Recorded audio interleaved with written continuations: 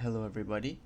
So today we're going to have a comparison between BigCommerce and Shopify. So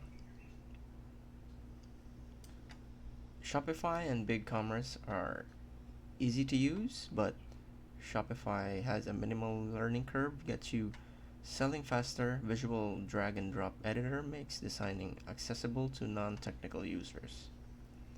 For built-in features, BigCommerce has the advantage.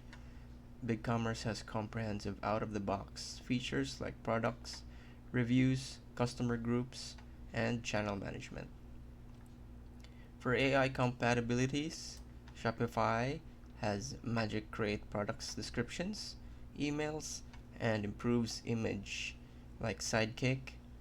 Assistant provides guidance and analytics directly in the dashboard.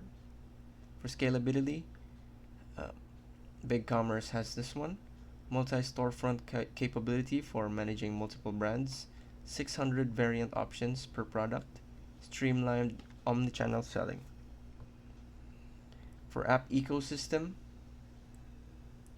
they both have 5 stars. And for pricing, Shopify has the advantage. Plans from $39 basic to $399 advanced monthly. No transaction fees with Shopify payments, but 0.5 to 2% fee on other payment gateways. For BigCommerce, plans from $39 standard to $399 pro, monthly no transaction fees regardless of payment provider. Forced upgrades based on sales volume. So they both have the same amount on their plans. So for easy to use, we go with Shopify.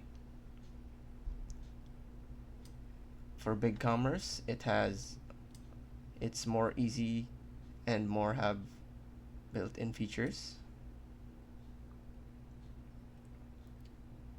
For Shopify, AI makes store management smoother. And BigCommerce is better for scaling complex stores. So,